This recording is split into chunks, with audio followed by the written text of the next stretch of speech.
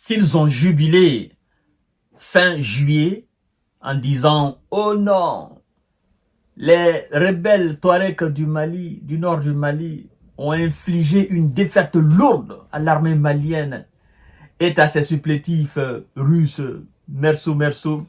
Ce sont eux qui savent donner les noms au groupe Wagner, aux militaires russes. Ben, nous, on était là, on était posés. On a dit, ne vous agitez pas. Vous parlez d'une autorité. Vous parlez d'un État, d'un pays fort, puissant, résilient. Vous parlez d'une armée qui a la tête sur les épaules. Vous parlez d'une armée qui s'inscrit dans la durée.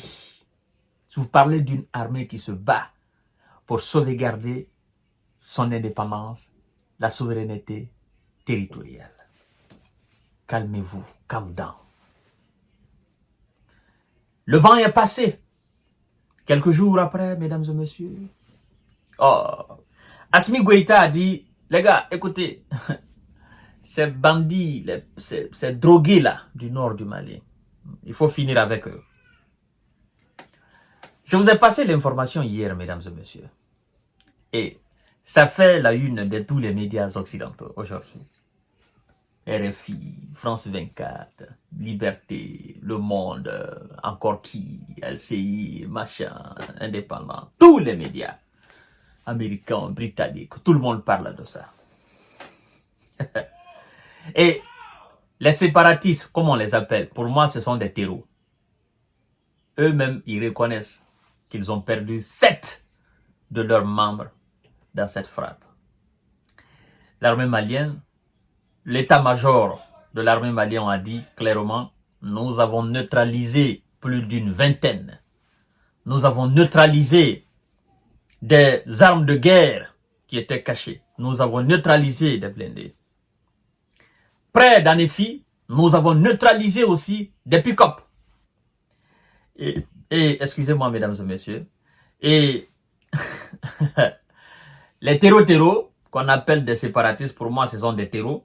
Ce sont des terreaux, ce sont des bandits, des criminels. Comme à leur habitude.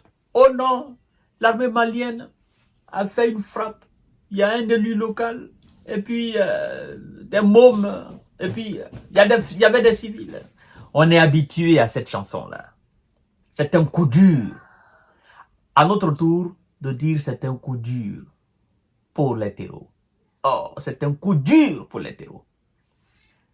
Mesdames et messieurs, ils ont été pulvérisés. Ils ont été rendus en molécules. Ils ont été envoyés au repos éternel. Et ils reposeront tous les ennemis du Mali. Envoyés au repos éternel. Reposeront, c'est-à-dire, vous savez, l'enfer, il y a plusieurs étages. Le dernier étage là, les terreaux qui fatiguent nos nombreuses populations au nord du Mali et qui sèment le chaos dans les petits villages, reposeront là-bas. Mesdames et messieurs, partagez la vidéo. C'est pas fini. C'est pas fini. Nous sommes un État, l'État malien. Eux, on les donne. Mais nous, on achète. Nous, on a les moyens. On parle d'une autorité. On parle d'un État qui a les moyens, qui a de l'argent. Et on ne manque pas de ressources humaines pour neutraliser et continuer à envoyer perpétuellement ces terreaux au repos éternel. Oh, ça fait le titre des grands journaux, mesdames et messieurs. Des frappes de drones éliminent ces séparatistes dans le nord. Pour nous, ce sont des terreaux. Ce ne sont pas des séparatistes, ce sont des terreaux. Des gens qui collaborent avec des terreaux, ce sont des terreaux. C'est les mêmes terreaux que les gars de M. Zélélan. Ils travaillent ensemble, non? Ce sont les oiseaux de même espèce qui volent ensemble. Les groupes de terreaux séparatistes au Mali ont reconnu que 7 de leurs membres ont été envoyés au repos éternel suite à une frappe de drone de l'armée malienne lundi sur 2 de leurs véhicules dans le nord du pays, dans un communiqué diffusé mardi.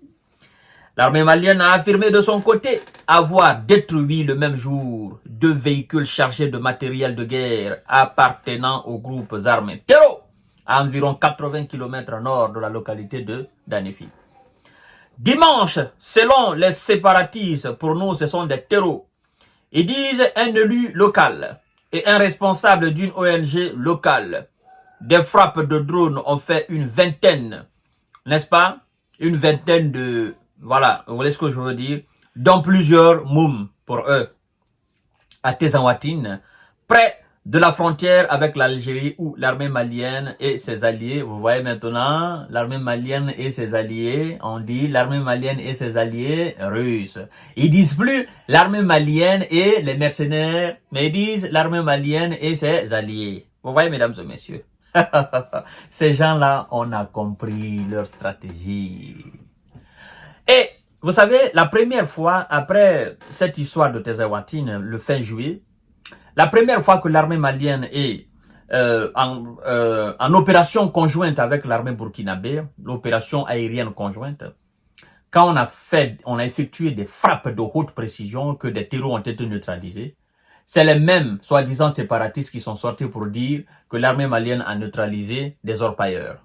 Ça fait rire. On est habitué à cette chanson-là. On est habitué à cette chanson-là. On est habitué. Vous n'allez plus manipuler l'information pour faire croire aux Occidentaux. Oh non, ce sont des orpailleurs. Oh, ce sont des enfants. Oh non, ce sont des femmes. Oh non, ce sont des civils. Oh non, ce sont des responsables d'ONG. Oh non, ce sont des élus. Et écoutez, on est habitué. Ce sont des terreaux. L'armée malienne n'est pas folle pour tirer sur des civils. Non. Je vous dis, vous ne comprenez pas. Vous pensez que ces gars-là se lèvent comme ça, un beau matin, entrent dans les hélicos ou envoient des drones sur des cibles civiles? Mais non! Vous ne comprenez pas. Vous êtes à Tezawatine, vous ne comprenez pas. Vous ne comprenez absolument rien. Nous avons un service de renseignement militaire très puissant qui est même à Tezawatine. Je dis même à Tezawatine. Nous avons, quand je parle de nous, je parle de l'armée malienne.